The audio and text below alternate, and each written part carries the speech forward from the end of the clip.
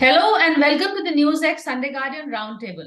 Today we're going to be taking a look at the Mahua Moitra case. Not really the case per se, but the way it's been covered on the media, especially the social media. There are, in this case, especially, I think the lines between the professional and the personal are getting blurred. There is the cash for query allegation, but there is also details of a personal life that are spilling out. There are allegations being made by a rival MP. There are also allegations being made by a former ex-boyfriend of hers. So, where do these lines, where does the media take a stand? Do we trespass into the personal, or in this case, is it allowed? Because it does seem to be, a mix of the two, her professional life, her personal life, her giving details of her login to a businessman. Is that, that is also being investigated by the Parliamentary Ethics Committee. But today I'm going to be taking a look at the way the case is covered, the way Mahua is returning every jibe for jibe. She is taking on every detractor. Should she do that, or should she just stay away and maintain a stoic silence? What is the best way forward, and what does the media doing? Is this, we've seen trials by media in the Shashi Tharoor case, we've seen it in various other cases also, where MPs have been in and personal lives have been involved. So are we going too far, or is everything okay in this age of social media? Joining me on the show is Abhijit Iyer Mitra. He's a very prolific voice on social media. He's also a political and social commentator. Kaveri Bamzai, she's a former editor of India Today, an author and a columnist. Sandeep Ghosh, he's a columnist and a political commentator. And Dilip Cherian, he's a brand guru, image guru, and of course, a political commentator and a frequent guest on our shows. So Abhijit, you have been literally on ground zero on this case, at least on social media. So, look at the way it's been covered. Do you think that sometimes people are going too far, or has the conduct been such that, there are really no lines between the professional and the personal? So Priya, there's two issues here. I always believe the person shouldn't be dragged into work. I don't know why women are different, because women have their own sexuality. Women enjoy their own lives. I don't think that should be a subject matter of a public conversation at any rate. There is, however, the second trail, which is of Mahua Moitra's, the allegations of corruption against her in this case, which has been quite, it is being discussed the way it is with a certain level of frivolity, because, this is something that she herself has put on display. She herself has engaged with the media and spoken about, living the good life and having her Louis Vuitton bags and things like that. You remember at one point when there was poverty being discussed in Parliament, she quickly put her Louis Vuitton bag under the table. So, these are things where she herself has drawn attention to herself. I think we need to separate the nasty... Trying to hide the bag. She was not displaying it. I thought it's the other way around. Well, it was displayed on the seat. I mean, everybody could see it. I think the thing here is we need to separate frivolity in coverage of the corruption allegations versus discussion of a private life. Now, you tell me which scandal in India has not had its certain share of frivolity in covering the leader in question. Well, I talked about the Shashi Tharoor case. That is what really comes to mind. But, having said that, Abhijit, I also noticed that you did make a point about the cropped pictures that were cropped in a certain way to show her in a certain light. You did object to that, which I totally, endorse that point. But Kaveri, taking his point forward, is Mahua making a big display of her personal life, or has her detractors making a big deal? Say, whether she carries a certain bag, or you say her businessman, he gave her certain, cash for query, but when they also whole list of the shoes that he gave her, the designer bags, the brands that he gave her, was that needed? Would that have happened if there was a man in question? I mean, we've all heard about Jayalalitha and her shoes. We've not heard of men having fancy wardrobes, and I'm sure a lot of them do have a taste for fancy shawls, etc. In fact, that's one point that I wanted to make during this whole controversy when people were talking about her Louis Vuitton bags. The real luxury is the Kani shawls that a certain gentleman in India wears with great prolificity. Nobody questions the cost of those shawls. They're all bespoke. The sari some of our women leaders wear, they're all bespoke. They're much, much more expensive than a Louis Vuitton bag, which is really now almost mass market. So when you talk about luxury, I think we should be very clear about what luxury in India means. Luxury in India still means handmade, bespoke, Indian handmade. And it's far, far more expensive than any brand that you can think of globally. That's one point. It's totally incidental. But I do want to make this point here that there is not a single politician in India who can say that he or she has not been gifted expensive bespoke items by their admirers. Okay, if they can, I'd be really amazed. They'll really be modern day Mahatmas. The other point I think that Abhijit was making, that she herself has put her personal life into the public domain. I think the point here is that we are so unused to a single unattached woman in politics that it really frazzles our nerves, you know. Either their daughters or their widows or their wives or their, even if they're outsiders, they stick to the rules, the rules that patriarchy demands. They wear very obvious signs of marriage, like Mangal Sutras, Sindhurs. You know, they really stick to the playbook. Mahua Moitra does not do that.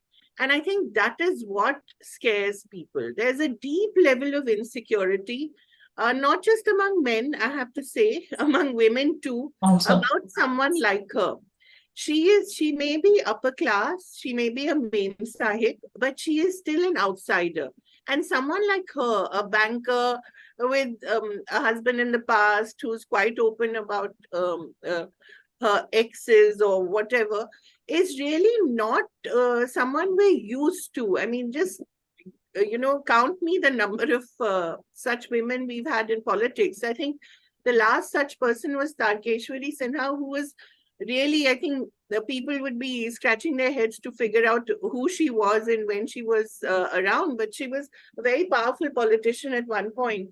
So, I think that is what scares people about her, that she's not your average woman politician with a safe husband, a nice Instagrammable family. Plus I think she made a mistake. She chose a dog and a boyfriend. I think if you're smart, you should just choose the dog, and they are more loyal. So I think she should have been careful about that. I think dogs are much more loyal. Henry would have been much better than Jay Anand Rai, whoever he is. God bless him. But I think the choice of partner is also somewhat questionable. Okay, so Sandeep, is this about Mahua Moitra herself, the kind of person she is? Is it because she's a woman, or is it because she's, because we've had feisty women like a Smriti Irani, like, even for instance, Maneka Gandhi created controversy for, thinking out of the textbook. Then we have had people like Sushma Swaraj. So is it because of the whole aura or the personality of Mahua Moitra, or is it because she's a woman, or is it just the way she's conducting herself? Sandeep, you have to volume. Priya, I would stay away from this whole woman angle, patriarchy or whatever, as well as, this personal life and things. I think that's where we are mixing up many issues. At the beginning, you were very correct in pointing out that the outrage or this whole thing is much more on social media than in mainstream media. In mainstream media, the few I have seen, watched, like NDTV has been covering it, for obvious reasons maybe, but they have been extremely professional to my mind. They've stuck to the facts, and somebody like Maria Shakil, whom I've got a lot of regard for, while covering it, she was very, very focused on the letter, what's Hiranandani has written or whatever it is, and what they have not really trespassed into these personal bits. Now, the question arises in social media when you're talking about, as they say, these are double-edged swords. Okay, if you live by the media, you should be also, prepared to be, be at the receiving end if it comes to that. You have it just in you can't be selective. So this lady has, even in other times, she has used social media in a very, very vehement way. Even now, as you said, she is retaliating, so she's not staying away and not letting it come. So you have to, you may think that I give it as good as I get, but that's part of the deal. Then you should not be, and some amount you can't control everybody's reaction, whether it is in private, what people are talking in their drawing rooms or, at bars. You can't control everybody's reaction. So some of that you have to ignore. Now, the question comes in terms of the people were discussing about, somebody wearing some expensive shawl. Sonia Gandhi wore so many chartreuses, or she wore a mink coat and all of that. Nobody questions that because of that, because there is the sources or the antecedents of that are not in question. People raised the question about Mr. Modi wearing that, a monogram suit, and somebody gifted, but that was again resolved in that way. I don't think there is any evidence to suggest Mr. Modi buys gets all his shawls and everything else as gifts. He has, he is a single person. He earns an income as a prime minister or as a chief minister earlier, and one has known that, how he has given away. So that's his call, but there is obviously no connections there. But here, the point is, Priya, all of us are entitled to private life, but then we must be willing to take, I may be very blasé about the kind of personal life I lead, but if tomorrow somebody points fingers at me, rightly or wrongly, I will have to take it in my stride. I can't say that, I can say that that's my life, what do you care? But if people do comment on any situation, that comes with so discussing all these things, we are getting away, I think, for the core issue. Pointing. But so Dilip, is it the problem not that she carries expensive designer bags or has a designer taste, but the antecedents of that? Can we establish a quid pro quo? Then there is the problem. And that is what the social media is highlighting. Would you agree with that? Good question, Priya. There are actually 5 Fs as far as this is concerned. And the first is facts. And I think your question relates to facts, and Sandeep has also alluded to that, as well as Abhijit has spoken about that. So the facts are what needs to be established. And I'm glad that a parliamentary procedure, NIC, all of these are elements of that. And I think that the media is not giving adequate coverage to, except in terms of saying the hearings are beginning X day or Y day or today, as the case may be. The second is, as far as social media and even non-social media is concerned, the elements of fantasy which are built in, which are around the frivolity of her life and all of that. The interesting thing is that given how big the subject of, role of women, patriarchy, which Kaveri alluded to, that is almost inadequately discussed in my view. It does turn up from time to time, but the fact of a feisty female is something that is not covered adequately by media, except by a few women journalists who tend to bring it up, but the rest of the media has chosen to stay silent. And I'll end by asking the question that, is this all working up towards a fear factor? As Kaveri said, a fear of a certain kind of person, because she's, in a sense, fearless in her critique. But I think the key question that will eventually be debated is how many questions on what subject, and therefore what quid pro quo being established. Without that, we will be just waffling in the realm of, facts, fantasy, female, fear, all of this. And I think that's what media needs to focus on, the exact elements of a crime, if it can be established. Otherwise, it's a fight. And hey, we all love fights. It provides grist for the mill. And in this case, the contenders are pretty public and, shall we say, occupy enough media space thanks to their own efforts. Okay, I'm going to take a break and continue occupying some more of that media space, but after a quick break, so stay with us.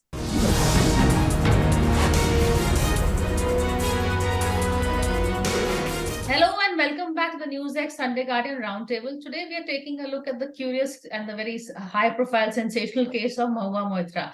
Abhijit, you've seen the other comments by the other panelists, so if you react to those. And one more question for you is the real crime per se is, A, that she gave her login to a businessman, talking to somebody. I mean, when we do our research, the best research is from a rival. That's where you get your facts.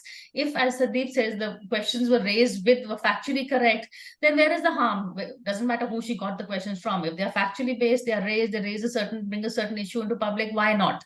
So where do you think is the real, where she has, the wrong that she has done, so to speak?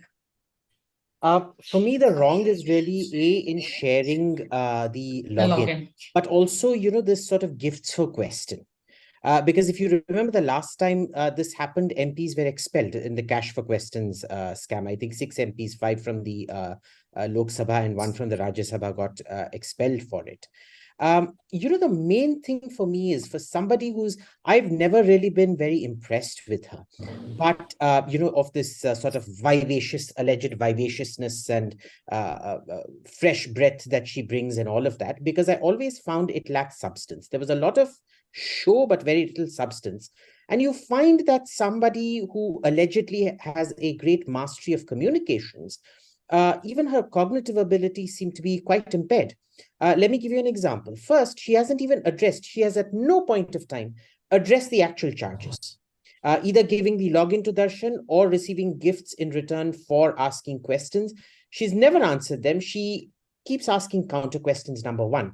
Second, there was a news report yesterday that the NIC has responded to Ashwini Vaishnav saying that they will furnish information to the parliamentary committee as and when required or summoned. She went off on a tangent. She didn't even understand what was being said in the letter. She says, fake degree, which is to say Nishikant Dubey, has said the investigation is complete, and now NIC says it is not. That is not what NIC said. So, there's a huge cognitive disability here. This was, I think Mahua in large part was a triumph of show over substance. She always has been. This is a very important point we have to look at when we address her responses to things. Second, addressing Kaveri's point about the partner. Tell me how many of us haven't been in failed relationships. We've all made terrible choices with partners. In this case, though, is it a single point out here? Because this seems to be a custody battle. More than a bad partner, it's really a custody battle of a child. Now, I'm a complete dog fanatic. I think Mr. Dehadrai was quite tame in what he did. If somebody took my kids, Aparajita and Advait, and my cat, Aprameya, I would be a lot worse. I can tell you I would possibly resort to physical violence. So, there's, we're confusing a custody battle for, as she describes it, a jilted lover, right? These are two different issues. There is, so far, there is no proof of the jilted lover angle. There is proof of a custody battle angle. And as we know from Indian family court, I mean, this is, it's ghar ghar ki kahani, how custody battles tend to get really nasty. Patriarchy, yes. I think there's a very significant patriarchal angle out here. So, for example, her smoking a cigar. Why is it anybody's problem if she smokes a cigar? Right? I don't think it's a problem at all. I mean, I have lots of female friends who smoke cigars. And, the thing is, I put out things on social media knowing I'm going to get hit. And, I've gotten hit for displaying my beef eating or my, dressing in drag every now and then because I find it great fun. But I expect that, I don't crib about it and say, oh, this is homophobia or this is transphobia or drag phobia or it's beef phobia or whatever. I dish it out and I take it. I don't think you get to play victim after you have, put yourself out there. And, lastly, with media life, remember, she wasn't the MP who got attention initially. That was Nusrat Jahan, and that was a very patriarchal thing. That was Nusrat Jahan and Mimi Chakraborty, who were the TMC MPs who got that attention. She came to prominence and fame after the impending signs of Holocaust or the impending signs of genocide speech. And it was a sudden overall media creation that went everywhere. And she's on record. I can show you that interview that she did on how to become a famous MP, where she's talking about how you need to use the media to your advantage and project a punch over your weight and things like that. So she knew exactly what she was doing. She didn't get carried away. She had systematically planned it out, and she was engaging with the media in a way which was very sympathetic to her. If we're talking about patriarchy, let's also talk about Indian matriarchy that also finds, gori chikni ladies very attractive, whereas there are many very substantial MPs in parliament who are not gori chikni, who are kali and wear flowers in their hair and things like that, who get completely ignored because they're like, ye kali madrasi ko kaun interview karega? Seriously, that Kaveri, would you agree with the last point? But even another point that I disagree with, that the fact agree and disagree, is the fact that you're saying that Mahua, her communication is more than the content she brings to the table. But then that can be said about a lot of MPs. Today is the age of great communication. You can say, anything and get away with it if you have managed to convince the people. People of course, but Parliament is meant that's what. Unfortunately, politics is not about Parliament. Yeah. Absolutely, but Parliament is meant to be about rhetorical flourish. I agree with that. My issue isn't about the rhetorical flourishes in Parliament. It's about a lot of the rhetorical flourishes outside of Parliament.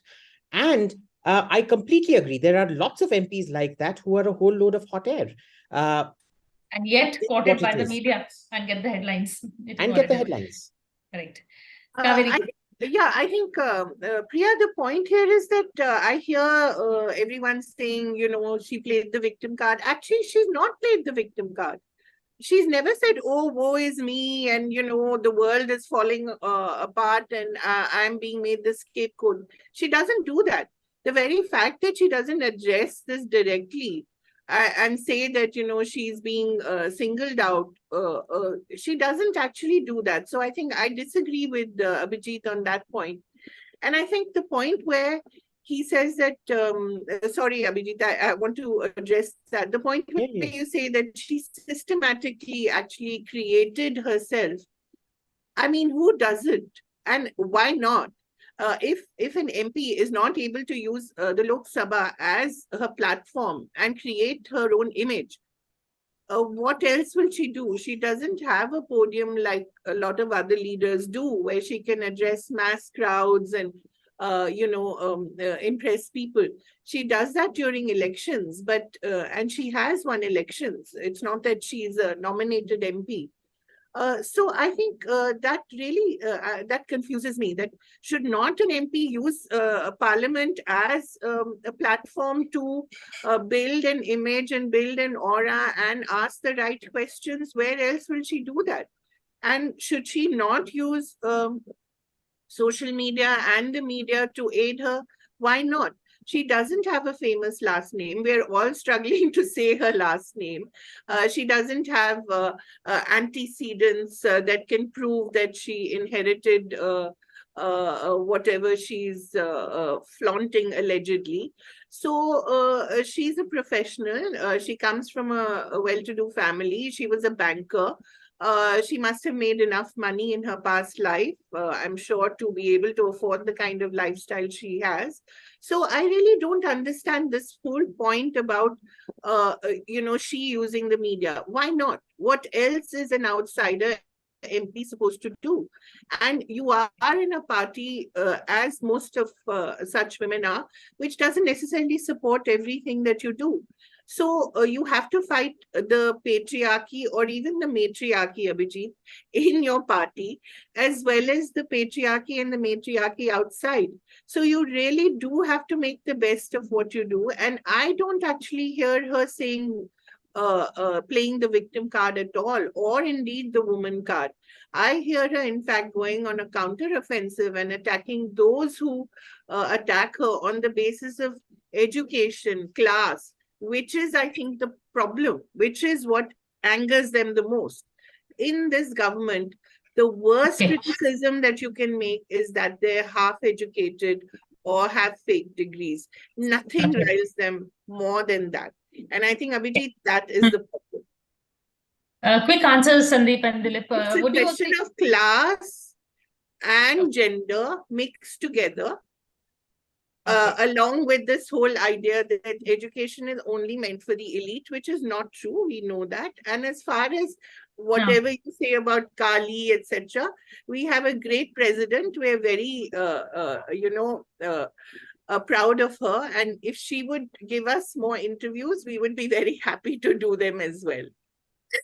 Fair enough. So is the Mahua playing the victim card, or is she playing a card, or is she actually the victim, or is she giving as good as she gets, and is she asking for what she's getting? Sandeep. Point is, what I'll agree with Abhijit there is not a question of victim card, but she's not answering the actual charges. She's deflecting it by talking about Nishikant Dubey's fake degree. And, Kaveri may take an objection, but I know that even if you put on level playing field, say, I'll go personal and say, if, let's say there is me and there is somebody who's from the left system, and who may be far less educated or far less accomplished than me, whatever I've achieved in 40 years of my professional career.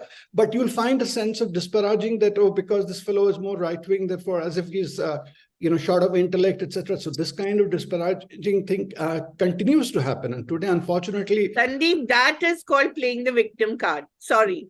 Who is playing the victim card? I'm not playing the victim card, Kaveri. But where she is getting into a dichotomy is because somebody is actually coming and saying that these things I have given, and this is what she has been, she has taken, and almost suggesting she has taken advantage, including repairing her house, government-given house. Over there, the entire refurbishing, which I believe is a common practice among a lot of MPs. That's why they don't like to vacate their things, even if they're disqualified from that level, because they've got it done by somebody else. Those are issues. No, but last, you see, in politics, visual cues are also very important. Otherwise, why should Mamata Banerjee, her leader, be walking around in a Hawaii chappal and everywhere? So there is important, and we cannot, whether it's a Mangal Sutra or this, we cannot sort of shy away from that. As I said again, if you're a Tarakeshwari Sena, or you could be a Nandini Satpati, you do those things and don't care two hoots, and that is what real courage is all about. So you don't know. So therefore, the main point which is being missed when you're talking of MSM, what is the bigger point which MSM is catching on to? That nobody is coming forward to defend her from a party or any of the opposition parties, which I dare say has many chivalrous people who lead a very open life themselves, but none of them, including some people she got photographed with, none of them have come forward and say, so what, I've got so many women friends, they come and to my house or have dinner with me. None of them have stepped forward. If this was so, kosher, at least on that personal front, some of those people should have come forward. Shashi Tharoor has come and said that it was a dinner party and my sister was also in the frame and she was cropped out. I'm sorry I cut you short, Sandeep, but we are totally out of time and I do want to give Dilip the last word. Everybody knows, everyone who is in the media business knows that in the communications area, lots of members of parliament share their passwords for a variety of reasons for people besides their personal staff. So I'm trying to make a distinction here, and I think that is going to need to be established. Now people are making it out as if because it was shared with somebody in Dubai, the crime is much greater. I don't think so. Unless India wants to begin accusing all its NRIs of harboring hate towards the Indian state. And Priya, just the last point, I think we have to also establish the money trail. That is what I was trying to say. I mean, if it is established beyond doubt, then clearly there is some element of truth in the accusations. But let's wait for it, right? Yeah, that is the point that Abhijit also brought up in the beginning, that it is the cash for query or whatever for query is the most serious allegation. Quick, then we're ending. Just quick point. See, taking on Kaveri's point about the class and elite, it isn't so much that it hurts. Sure, it hurts the BJP more. The problem is she has declared income of 2 crores, between 2 crores and net worth of 2 to 2.5 crores. I'm worth much more than that. And I'm not a member of parliament. So, for her to be going around making jibes about class and elite with a net worth of 2 crores, which is really nothing in this day and age, it's a bit rich. Some class cannot be bought or estimated, And Abhijit, as you know. true. And, For the and rest, as we know, there's one of the NC is things- priceless. MasterCard all or there is victim parliamentary cards. questions for the rest. Sorry. On that note. Just on the victim card, not all victims play Abla Nari. This tweet of hers, sorry, Mr. Adani, I'm not taking your deal to shut up, etc., etc. It isn't your classic, hi, main sati mein jalne wali hu kind of victim card. It is the Joan of Arc, I die a glorious soldier of France kind of a victim card, but it is still a victim card. It's a very Politicians are now- powerful victim card then, I must say. Okay, this is not going to end soon. So thank you so much for this conversation. And I hope to get you all back in. It's been a pretty interesting conversation with a lot of facets covered. So thank you so much, both about the media and of course the MP in question. Thank you.